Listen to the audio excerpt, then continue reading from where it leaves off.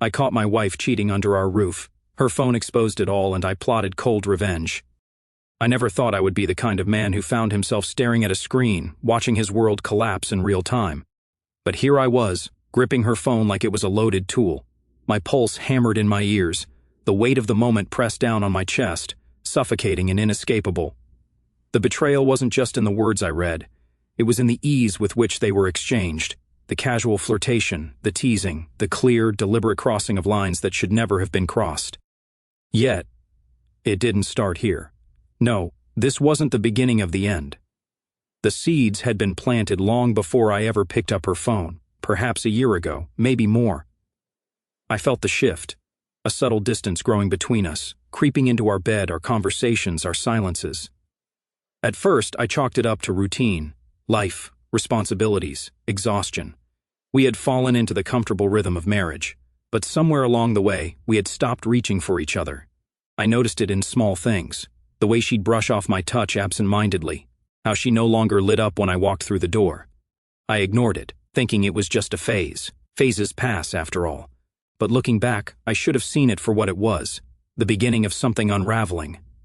There were moments when I tried to bridge the distance, but they always seemed to fall flat. I planned a surprise weekend away, just the two of us, no kids, no distractions. She had smiled, kissed me, and said she was excited, but when the weekend arrived, she had an excuse. Work had called her in unexpectedly, someone else couldn't cover. Duty called, and I believed her. I had no reason not to. So, I packed up the suitcase alone, canceled the reservations, and told myself it was just bad timing. We'd reschedule. We never did.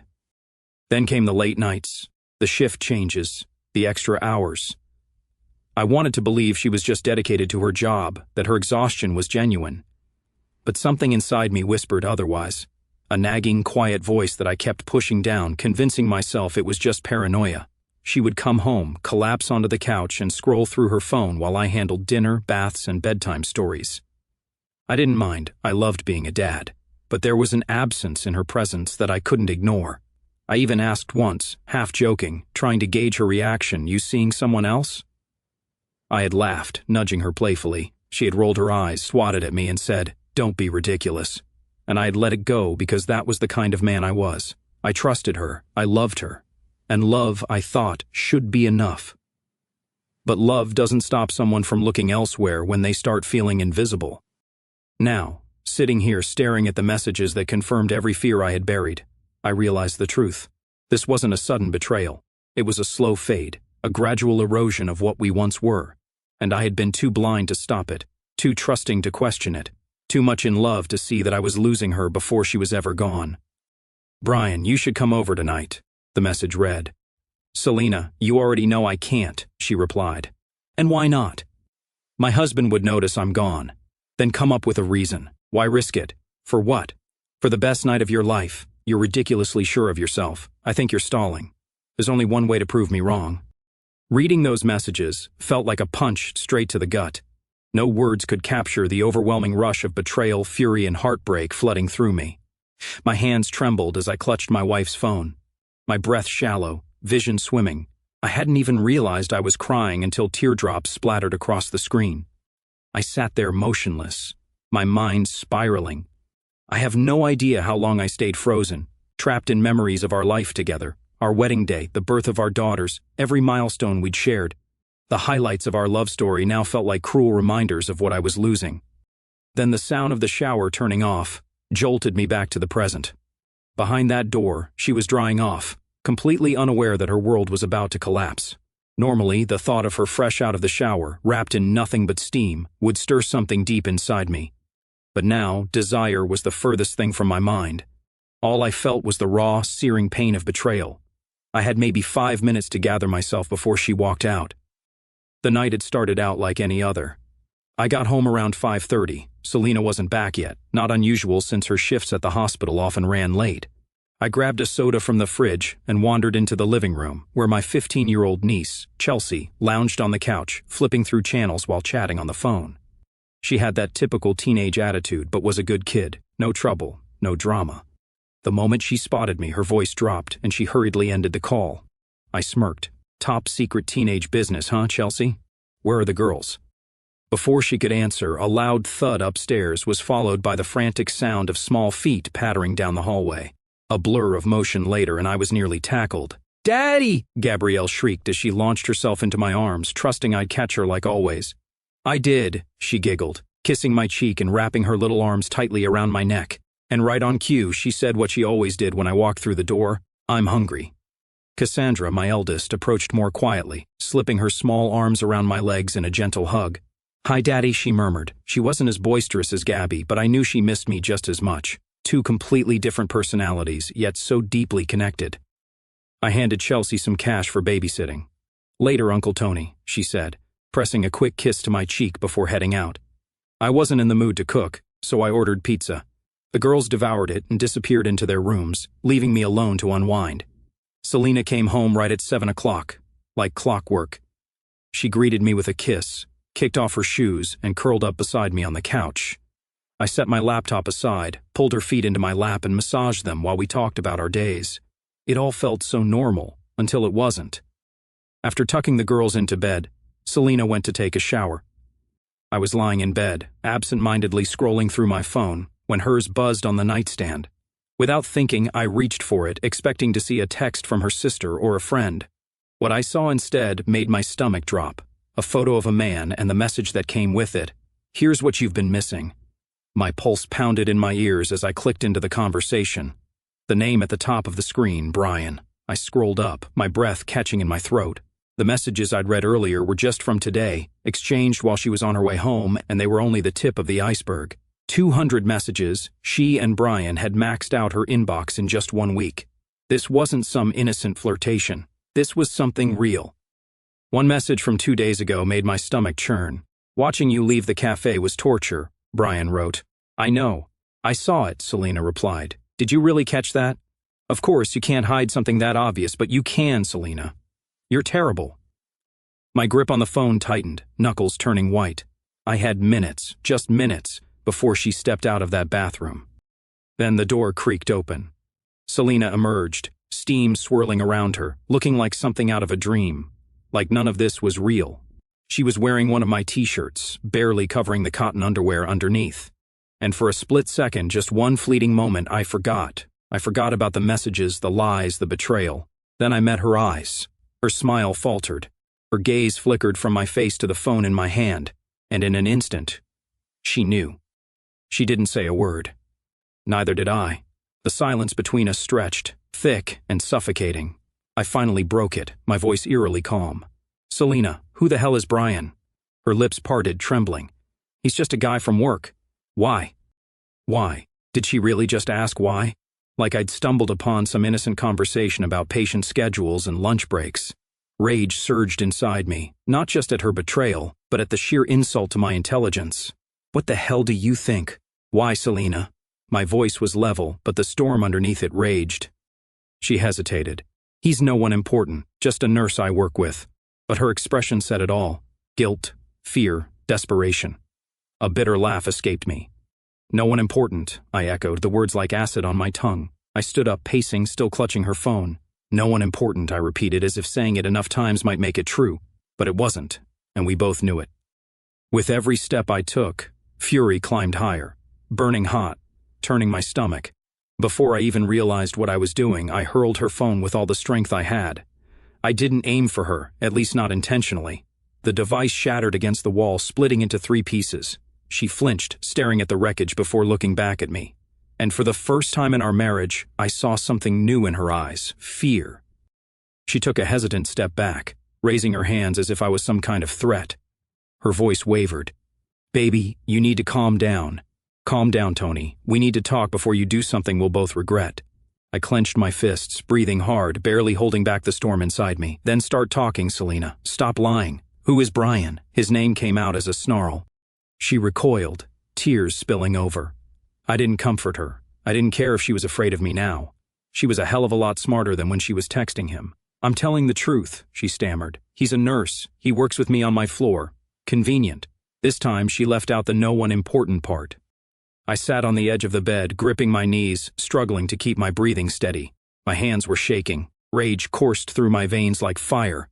Losing control wouldn't get me the answers I needed.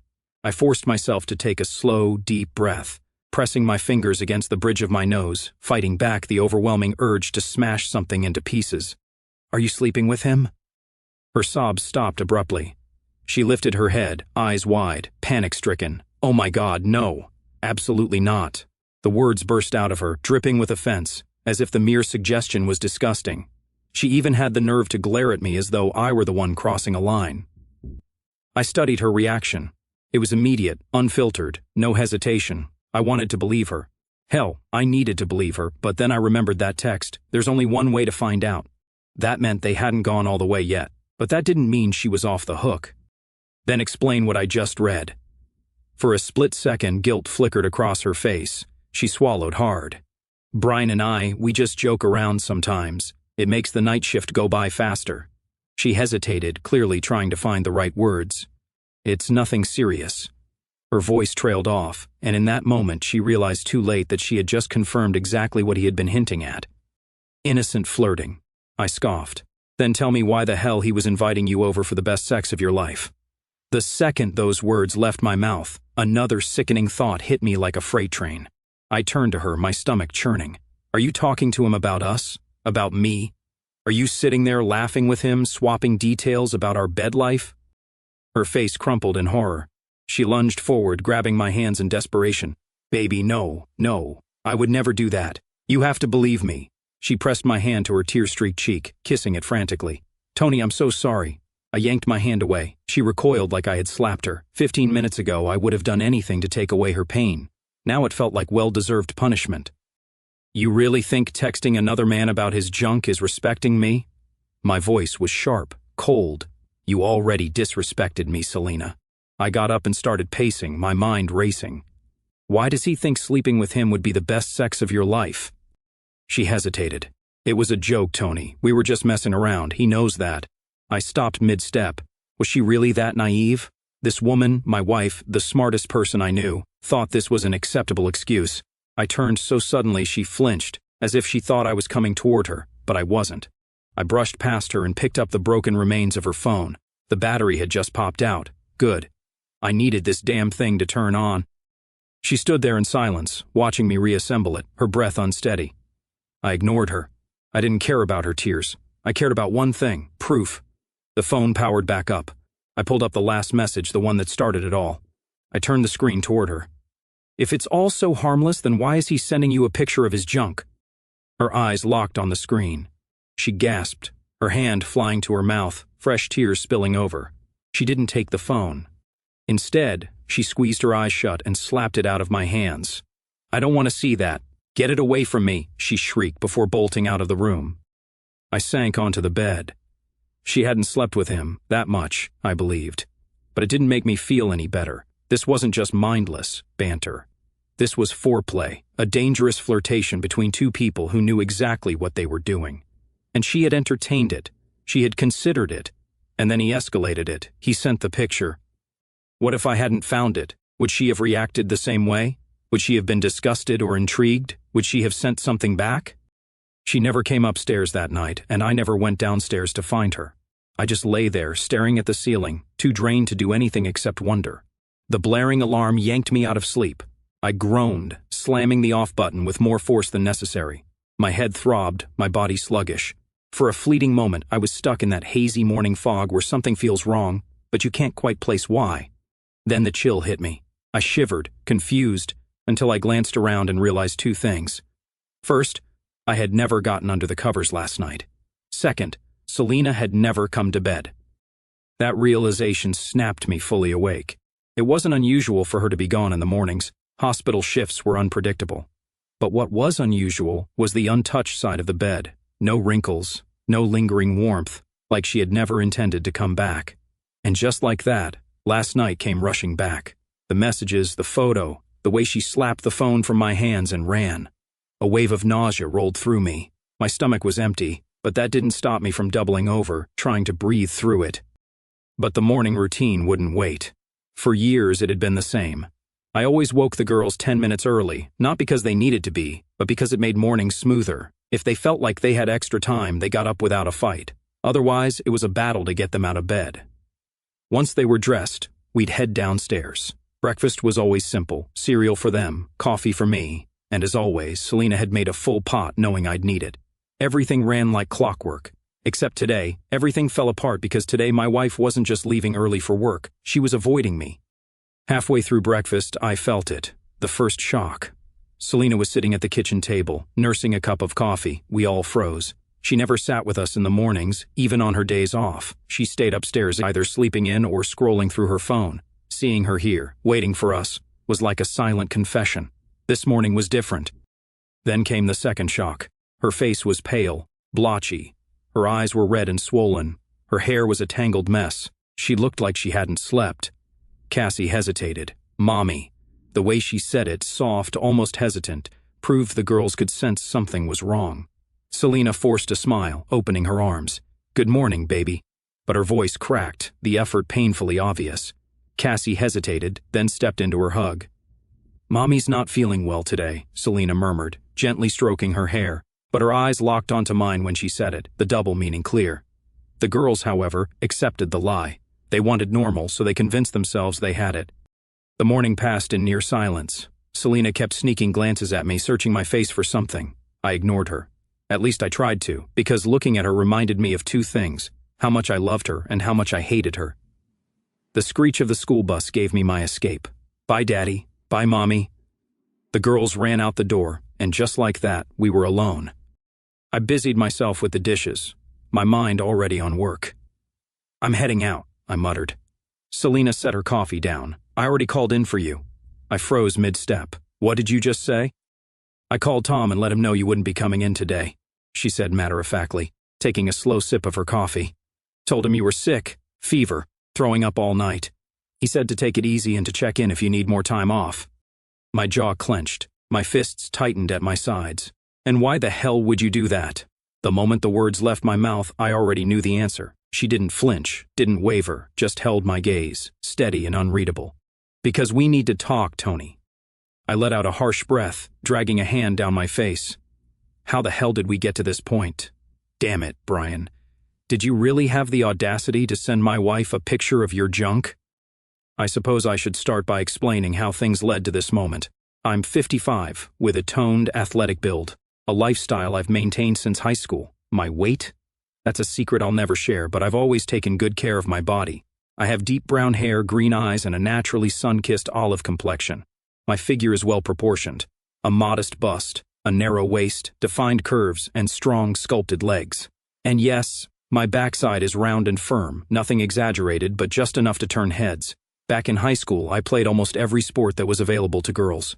I even gave cheerleading a shot, but soccer quickly became my passion. Between my athletic ability and natural looks, fitting in was never something I had to work for, and let's just say I never had a shortage of admirers. Being physically active and attractive, I naturally gravitated toward guys who shared the same qualities. It's just the way things work. Attractive people tend to be drawn to each other. That said, I was never into the bulky bodybuilder type. Too much muscle wasn't my thing, but a tall, lean guy with well-defined abs? That was my kryptonite, the kind of guy who could make my pulse race with just a look. Unfortunately, life has a sense of humor. It turns out that the men who fit that description are often well aware of the effect they have and use it to their advantage. Most of them were arrogant, constantly craving validation and incapable of being satisfied with just one woman. No matter how much effort you put into a relationship, they always wanted more. More excitement, more variety. Oh, they knew exactly what to say, how to flash the perfect smile, how to make you feel special until they got what they wanted. Then, like clockwork, the charming, attentive guy you fell for would vanish, replaced by someone indifferent and self-absorbed. So, when I got to college, it was no surprise that I continued dating athletes.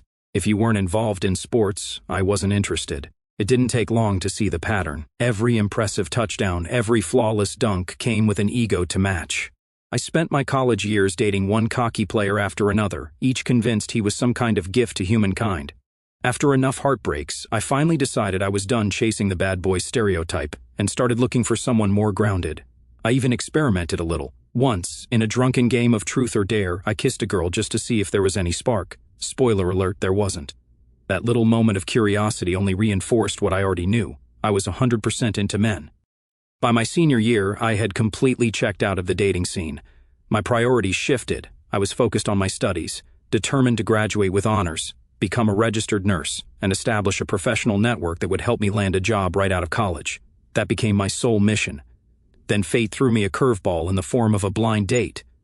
My roommate, Chandra, had been talking to a guy online for months. They had exchanged flirty messages, late-night calls, and more than a few suggestive photos. The second she sent him a bikini picture, he was sold. He had to meet her in person. Being smart, she wasn't about to meet a stranger alone. So she came up with a ridiculous excuse. She told him she needed to bring along her heartbroken best friend, who was supposedly going through a rough time and couldn't handle being alone. That heartbroken, devastated friend? Me, of course. The whole story was pure fiction. I wasn't going through a breakup. I wasn't drowning in sorrow. Honestly, I had planned to spend the night curled up with my textbooks, preparing for an upcoming exam, and I definitely didn't know about this date until after Chandra had already set it up and told the guy I'd be there. After relentless pestering, I finally caved. I wasn't exactly thrilled, but I wasn't about to let my roommate face the night alone. The plan was simple: meet these guys, enjoy a free meal, and be ready with an excuse in case Chandra wanted an easy escape. When we arrived at the movie theater, we scanned the crowd until we spotted the guy she had been waiting for. The second I saw him, I understood why she had been so eager to meet in person. Tall, sun-kissed, and built like an athlete. The exact type I used to go for. His friend, however, was someone I wouldn't have looked at twice. Not that he was unattractive, he had a decent face, but nothing that stood out. Just ordinary. A guy who, no doubt, could make some woman very happy. I just didn't think that woman would be me. I won't say I thought I was out of his league, but hindsight has a funny way of exposing how shallow you once were. If I had been given a choice between the two of them at that moment, I would have picked Chandra's date without hesitation. And I would have been so wrong. I didn't expect to have fun that night. My plan was to be polite, engage in small talk, keep my date entertained just long enough for Chandra to work her magic, and then make my exit. Looking back, I think he had the same plan. After all, he wasn't there for me. He was just tagging along to keep the lonely friend company. I fully intended to forget about him by morning. That was the plan. But you know what they say about plans, right? Tony turned out to be the unexpected twist I never saw coming. It took only 10 minutes of conversation for me to realize I actually liked him. Not in a drag him into the bathroom kind of way, but in a way that made me want to keep talking to him. He had this effortless wit, a sarcasm that was light but never forced. Conversation with him flowed so naturally that I lost track of time, completely forgetting about Chandra and her date. Before I knew it, I had told Tony more about myself than I had intended. Speaking of Chandra's date, did I mention that guys who fit the perfect package stereotype tend to be the worst? This one was no exception. In fact, it was as if the universe had gone out of its way to make him an absolute nightmare. Every sentence that left his mouth was laced with innuendo. Every attempt at conversation was just another excuse to steer things towards sex. I stole a quick glance at Chandra and instantly recognized the frustration in her eyes. This night was turning out to be nothing like she had envisioned. She subtly signaled me, a quiet plea to initiate our pre-planned escape. Her expression practically screamed for me to shut this whole thing down. But for once, I wasn't on the same page. I was actually enjoying myself. More than that, I felt completely at ease in a way I never had with any guy before. So I ignored her hints and let her figure things out on her own. After all, this whole night was her idea in the first place. No matter how much I stalled, the evening eventually had to come to an end. Chandra's date wrapped up with an awkward peck on the cheek and a half-hearted promise to meet again. Tony, on the other hand, didn't even ask for my number, so I took matters into my own hands. I grabbed his phone and put my number in myself. I even made him swear he'd call me the next day. That was new for me. I had never been the one to chase after guys. I wasn't the type to be pushy. I never had to be. But throughout the night, I had dropped every possible hint that I was interested, and Tony had given me nothing in return. No suggestive smiles, no flirtatious remarks. Nothing that hinted he was planning to make a move. I started to wonder if he was just too shy or if he really wasn't interested. Either way, I wasn't about to leave things up to chance. So, I skipped the games and made it obvious. And when that still didn't work, I just took his phone and did it for him. Whether we ended up together or not, I knew one thing. I wanted him in my life. To fast forward through all the less exciting details, Tony and I became more than just friends. After I graduated, passed my nursing board exams, and officially became a registered nurse, we moved in together. Years before that, Tony had earned his degree in computer science and landed a job at a tech company conveniently located on the same street as the hospital where I eventually started working. By the time I met him, he had already been there for a year. We dated until my senior year ended, lived together for 6 months, and then he proposed. Another 6 months later, we were married. And before I go any further, let me be clear about one thing. I love my husband deeply. I wouldn't trade him for anything in the world. He's an amazing father, a wonderful partner, and yes, an incredible lover. I found out just how incredible on our third date. Up until that night, I wasn't even sure I wanted him as my boyfriend. We had a great connection, but physically, he still wasn't my usual type. That all changed one evening when we were at his place, listening to music, just talking. The chemistry between us had always been effortless, and after a few drinks, everything shifted. One moment we were laughing, the next we were tangled up in each other, kissing, clothes disappearing, and then he showed me what it really meant to be with someone. It was unlike anything I had ever experienced. I won't say I fell in love with him that night, but after that, there was no question. I wanted him. I wanted more than friendship. And over time, what started as passion turned into something much deeper. We got married. So then, how does a woman this in love with her husband end up in a situation like this? There's no way to explain without sounding bad, so I'll just be honest, I crave attention. Not to sound arrogant, but I've always been well aware of my looks. Since I was young, men have noticed me, pursued me, done their best to win me over. Even when I wasn't actively looking for romance, they would flirt, ask me out, try to break through whatever barriers I put up. It was a constant and unspoken game, one I barely realized I was playing. I liked the chase. I liked being desired. Looking back, I now see that I enjoyed giving just enough interest to keep men hopeful, but never letting them get too close. A subconscious game of control, one where I always held the upper hand. Over the years, Tony and I settled into our rhythm. Our life became predictable. Not dull, just steady. And on top of that, I wasn't as physically fit as I had been in college. After having our second daughter, my body didn't bounce back the way I wanted it to. I still looked good. Other women even envied my figure. But I saw every tiny difference, every extra pound, every little change. Tony still called me beautiful, and I knew he meant it, but I could also tell that I no longer surprised him. We still had a good sex life, but he never craved me anymore. Do you know what I mean? He wanted me, but he wasn't consumed by that need for me. I never voiced any of these thoughts, not even to myself, really. I just pushed them aside, reminded myself that I had a loving, devoted husband. But the feeling never fully disappeared. And then, 10 years into our marriage, I met Brian. If I'm being completely honest, Brian was the kind of man women dream about. Tall, dark, thick curls, a smile that could make even the most disciplined woman weak, and his body, perfection. Before becoming a nurse, he had served in the Marines as a medic, 8 years in the military, then college, to continue in the only field he had ever known. His physique carried that unmistakable hardened discipline, broad shoulders, strong arms, a firm chest. Brian was the kind of man who turned heads wherever he went, and he knew it. With that awareness came an attitude, the kind only men who had been admired their entire lives develop. Not exactly arrogant, but self-assured in a way that made it clear he never had to try too hard. Honestly, I think I was the only nurse in the hospital he hadn't slept with. And maybe, just maybe, that's what piqued his interest.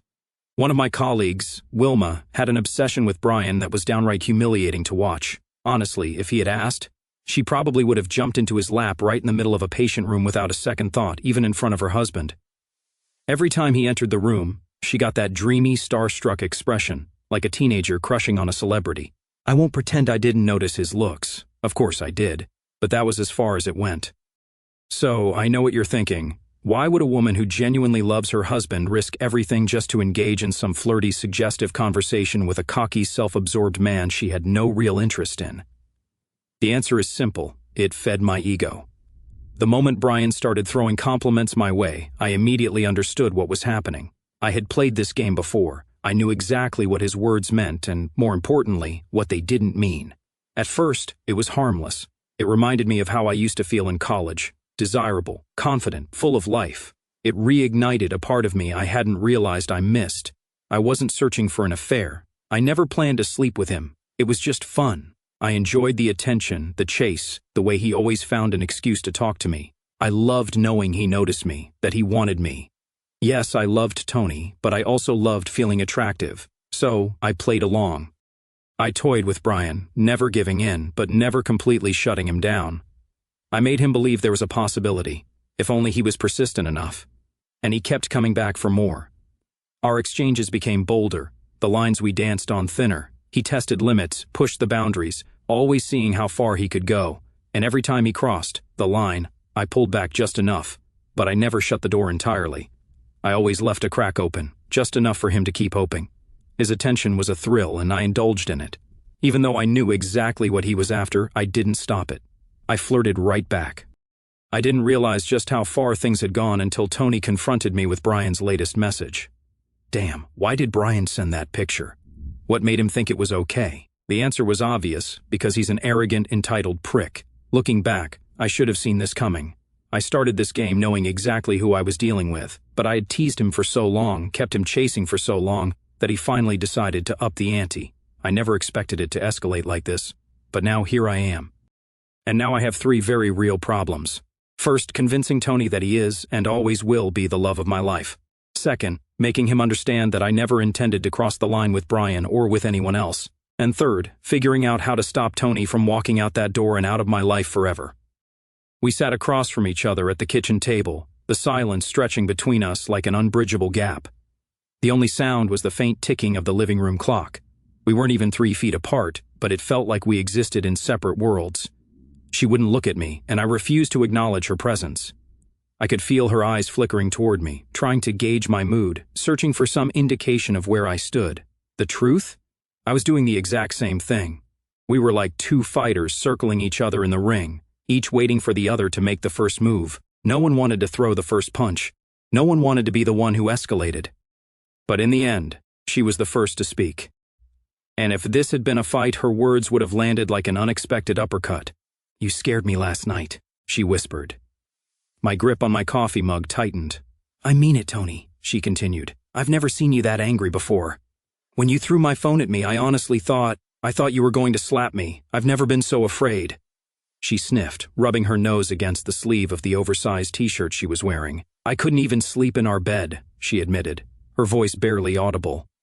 I finally looked at her, and something inside me cracked. No matter what she had done, I never wanted her to fear me. I wanted to shake her to make her understand the pain she'd caused, but not to the point where she saw me as a threat. The image of her curled up on the couch in the dark, jumping at every noise, fearing that I might come downstairs in a fit of rage, made my stomach churn. I didn't know what to say. Part of me felt she deserved to be terrified, but another part, the part that still loved her, felt sick over the fact that I had made her feel that way. I had lost control. That phone could have hit her. If it had been just an inch to the right, we wouldn't just be sitting here talking. I'd be in jail for assault. I'd be unemployed. My family would have disowned me. My daughters would have learned the truth, that their parents were falling apart. This wouldn't just be a broken marriage, it would be the end of everything. Thank God for small mercies. But she wasn't finished. When she finally looked up at me again, her fear was gone, replaced with something else, determination. "I understand why you're angry. I understand why you're hurt. What you saw, I get it now." She swallowed hard. "And honestly, if you had told me to pack my bags and go stay with my sister, I wouldn't have argued. I would have deserved it." She let the words settle between us, giving me time to process them. "But if you ever make me that scared again..." She didn't finish the sentence. She didn't have to. The look in her eyes said enough. I still didn't say a word. I was stuck somewhere between the betrayed husband, who had every right to be furious, and the remorseful man who regretted how he had handled it. She must have sensed the war raging inside me because her expression softened. She reached across the table, taking my hands gently in hers, rubbing slow circles over my knuckles with her thumbs. I didn't squeeze her hands back, but I didn't pull away either. Her touch was familiar, comforting despite everything. It told me that she still saw me, not the man who scared her, but the man she had loved for years. And maybe for her, my lack of resistance was enough reassurance. She smiled faintly, but just as quickly as it appeared, her smile faded. Her face grew serious. "I need you to believe me," she said quietly. "I never intended to sleep with Brian. That did it." My eyes snapped up to hers, burning with disbelief. I didn't have to speak, she could read the accusation in my expression. She sighed. "I know you don't believe me, and I don't have any way to prove it, but Tony, I swear to you, I would never do that. I love you too much to..." I pushed back my chair and stood up. She froze mid-sentence. I didn't say a word. I just turned and walked away, heading upstairs. And the truth was, I didn't even know why I went up there. I had my car keys in my hand. I was dressed. If I really wanted to leave, I would have walked out the front door. But I didn't, and she knew it. So, she followed me. Her voice chased after me, still talking, still trying to make me listen. But at that point, her words were just background noise. She could have been reciting the alphabet for all I cared. I stopped abruptly and spun around. She nearly ran into me. I locked eyes with her, inhaling sharply through my nose like a bull ready to charge. She went completely still. "Selena," I said evenly, "you told me last night that you never wanted to be afraid of me again, that I should never make you feel like I was going to hurt you." She swallowed hard. I took a slow, deliberate step toward her. "But now I have to be honest with you."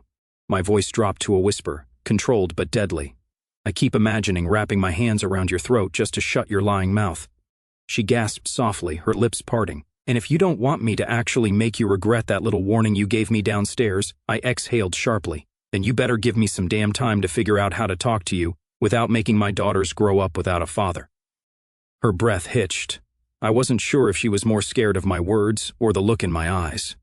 "Until then," I added, my tone steel, "you better figure out how to tell the truth." I turned and walked away, slamming the bedroom door behind me. In my head, I imagined a referee counting down. She was still standing there in stunned silence. I pulled out my phone and dialed the one person I knew could talk some sense into me. After a few rings, a familiar voice answered. "Budget management. This is Tammy. How can I help you?" "Tam, it's me," I said. A slight pause. Then her tone shifted. "Hey bro, you have the day off. You don't usually call from work." "Yeah," I called out. I admitted. Another pause. Tammy knew me too well. I never took sick days. Hell, I once went to work with a 103-degree fever. If I was calling out, she knew something was really wrong. "Okay," she said slowly. "Tell me what happened." So, I told her. I told her everything, the texts, the picture, the lies. Of course, I left out the part where I nearly took my wife's head off with her own phone. Tammy listened quietly as I recounted everything. When I finished, she spoke. "So, you confronted her?" "Yeah, kind of." "Kind of," she repeated, skepticism creeping into her voice. I exhaled. "Well, we tried to talk, but then she started lying and it all went downhill." "What exactly did she say?" "That she never planned on sleeping with him, that it was just meaningless flirting, that she loves me." I let out a bitter laugh. You know, the usual script when someone gets caught red-handed. Tammy sighed. "Tony, be careful. You're on a dangerous road right now. Don't do something that ruins you." I closed my eyes, trying to suppress the storm brewing inside me. After a moment, she pressed gently. "What else did she say?" "That's about it," I muttered. I walked away before we got any further. "Did she ever admit to planning to meet up with him?" I hesitated. I grabbed Selena's phone again, scrolling through the messages.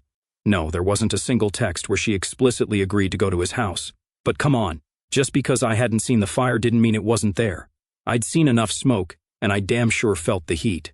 For a split second, I mentally patted myself on the back for the metaphor I just used, but my sister wasn't impressed. "Cute. You can sit there brooding over a fire that might not even exist, or you can grab a damn extinguisher and deal with it." I frowned. "So, you're taking her side now?" "Don't be ridiculous. I'm on your side. That's why I'm telling you to get your emotions in check and make decisions based on facts, not blind rage.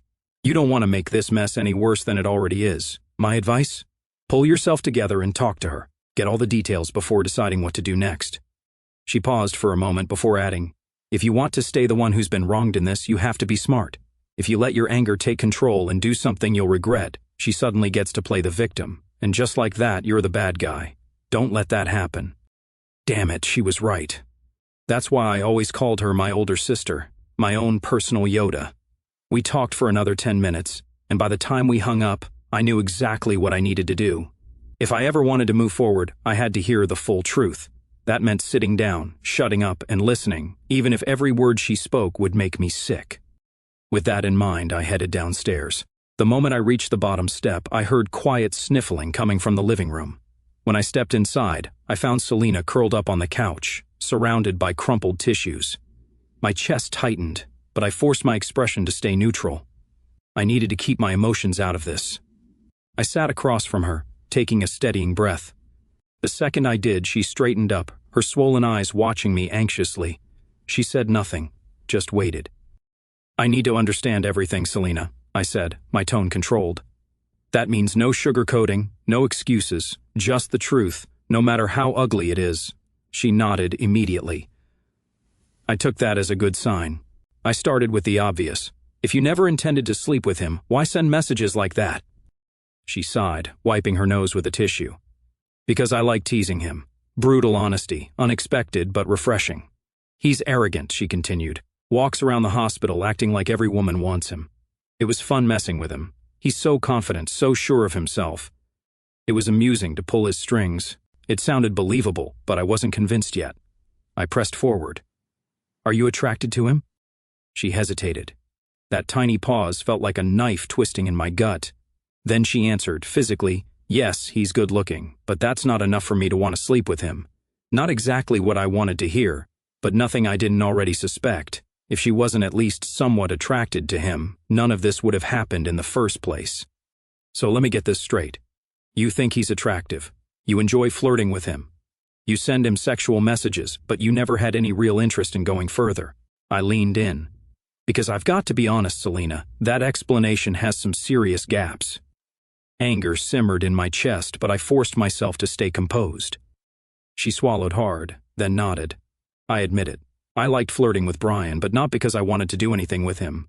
She exhaled as if bracing herself. I liked it because he wanted to sleep with me. I motioned for her to keep going. I hated hearing this, but I needed to. Brian doesn't give up. I can tell him no 5 times and he'll still try a 6th. And when a guy like him who could have anyone keeps chasing me, it's flattering. It made me feel wanted. I frowned. You needed some cocky jerk to drool over you to feel attractive, Selena? You're the most beautiful woman I've ever seen. She gave me a small, almost sad smile. Oh, really? Because you sure don't act like it. That stopped me cold. Was she seriously trying to put this on me? What the hell does that mean? I tell you all the time how gorgeous you are. And that's the problem, she whispered. I opened my mouth to argue, but she cut me off. You wanted honesty, right? So here it is. She inhaled shakily.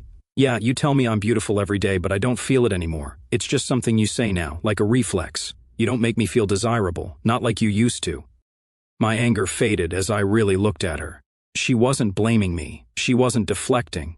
She was just being honest, and that honesty hit me harder than I expected. Ever since I had the girls, I don't feel desirable, she admitted, barely above a whisper. I have stretch marks now, no matter how much I exercise. I can't get rid of this little pouch on my stomach. I couldn't believe what I was hearing. This woman, my woman, was the most sensual, breathtaking thing I'd ever laid eyes on. If I had my way, we'd quit our jobs and spend our days tangled in bed, only getting up to eat and take care of the kids. I never knew she felt this way. How had I missed this? Selena had always been confident, self-assured. I assumed she never needed reassurance in our relationship. I was the one who felt lucky, like I had somehow won the lottery. I never realized she needed to hear it too. She continued, her voice soft. Do you remember when we first got together? You couldn't even let me shower alone. You used to watch me get dressed, and I could feel your eyes on me. A flicker of nostalgia crossed her face. God, that turned me on so much. I swallowed hard. I used to tease you on purpose, she admitted with a shaky laugh. I'd pretend I wasn't paying attention, but I loved it. I loved knowing how much you wanted me. Then her smile faded. But now, I'm just the mother of your kids. You don't grab me when you walk by. You don't pull me into hugs just because you want to feel me close. You don't, her voice broke. You don't look at me like you used to. And then she started to cry. It felt like a punch straight to my chest. I had no idea I'd become so complacent. Selena is so stunning that I've spent our entire relationship marveling at the fact that she chose me. But at some point, I stopped showing her that. I had taken her for granted. I didn't even notice that my wife had been shrinking in front of my eyes. Then she looked at me with so much vulnerability that my heart twisted. Yes, I liked Brian's attention, she whispered. But I never even considered cheating on you. I would never throw away what we have, not for someone like him. She hiccuped through a sob. I can't imagine life without you. And then the tears really started to fall. I was starting to believe her, but there was still one question burning in my mind. Selena? I asked carefully. If I hadn't intercepted that last message, would you have been turned on by his picture? She blinked, confused at first. Then realization dawned. You told him he was big, I reminded her. But you'd only ever seen him in his scrubs. To my surprise, she laughed. Tony, I said that because it's what guys want to hear. They act like they just won the damn lottery when a girl says that. She rolled her eyes. I was just keeping him engaged. I didn't think he'd actually send that. Her laughter faded, replaced by a look of pure disgust. I didn't want that picture, she said firmly. Honestly, I wasn't expecting it, but looking back, I guess I shouldn't be surprised. She shook her head as if trying to physically erase the image from her mind. You know, I'm not the kind of woman who enjoys receiving pictures like that. I've always believed in leaving something to the imagination. Silence settled between us. She had said her piece, and now she waited, watching me, bracing herself for whatever came next. I didn't speak. I just stood up, crossed the room, and sat down beside her on the couch. Without hesitation, I wrapped my arms around her. She collapsed into me. I held her tightly, letting her sob into my shoulder, running my hand up and down her back in slow, soothing strokes. I didn't let go until the tears stopped. I love you, Tony, she whispered. More than anything, I'll never let another man think he has a chance with me again. I swear it. I kissed the top of her head. I love you too, Selena. For a while, we just held on to each other, both of us needing the closeness. Then I leaned back and met her gaze. You understand that Brian is done, right? My voice was steady but firm. I can't control who you work with, and I have to trust you when you're at the hospital, but I never want to see another message from him on your phone ever. She gave me a small, knowing smile and hugged me again. Of course, baby, he's out of my life. Then, after a brief pause, she added, while you were upstairs, I called HR. I asked if there was an opening on another floor. They said they'd let me know if anything became available. She hesitated before adding, and tomorrow, I'm changing my number. I wish I could say everything went back to normal after that. I tried to move past it. I wanted to trust her again, but the harder I tried, the more impossible it felt. Selena did exactly what she promised. She changed her number the next day. For 2 weeks, I made a habit of checking her phone every night. Then one evening I just stopped because what was the point? I never found anything incriminating, but deep down I knew that if she had decided to keep something from me, she sure as hell wouldn't be stupid enough to leave evidence. The truth was, I had no way of knowing for sure. All I could do was trust her, and that was the hardest part. She hadn't physically cheated, but I still had to live with the fact that she had found attention from another man exciting. It sounds petty, I know. Everyone finds other people attractive. It's normal. But when you've been married for 10 years, you start to believe that you are the only one they see, and then one day, reality punches you in the gut. I had a lot of talks with my sister, my personal Yoda, Tammy. She pulled me back from the edge more times than I could count because, if I'm being honest, revenge crossed my mind more than once. I came this close to grabbing a tire iron, driving to the hospital, and waiting for Brian by his car. I knew exactly which one it was the moment I saw it, a sleek Mustang, complete with a bumper sticker that read, "Freedom isn't he free," and a naval base parking pass stuck to the windshield, the kind of car owned by a man who thought he was untouchable. But Tammy, in all her wisdom, reminded me that Cassie and Gabby wouldn't want to visit their father behind bars. She even asked me if I was ready to introduce my family to my new boyfriend in prison because, let's be honest, I wasn't exactly built for hard time. I had to laugh. It wasn't until HR finally approved Selena's department transfer that I truly started to calm down. She hounded them daily until they caved. That's when it finally sank in. She was serious about making things right. She had loved her old unit. She had worked there for years, built strong bonds with her patients, and earned their trust. The day before her transfer, they even threw her a little farewell party. And yet, she walked away without hesitation. That told me everything I needed to know. She could have stayed, kept things strictly professional, and ignored Brian forever. But she needed me to see that she was willing to go the extra mile to fix what she had broken. And on my end, I stepped up. I made sure my wife never had to question how much I wanted her. I didn't care who else found her attractive because I made damn sure she knew I did. Of course, I kept things PG when the kids were around. But when we were alone, let's just say she had to remind me frequently to behave myself. Not that she was really trying to stop me. And Brian? I never had to lift a finger. Karma handled that for me. One night he got jumped in the hospital parking lot. Apparently one of the nurses on Selena's old floor, Wilma or Wanda or something, had been another one of Brian's conquests. Her husband found out, and unlike me, he didn't have a voice of reason to stop him. He didn't just think about revenge. He followed through with a baseball bat. Brian ended up in the very hospital where he worked. Now, I know you'd love to hear that he'll never walk straight again, or that he won't be able to have kids, but no, that's not the story. He was discharged a week later, but he was never quite the same.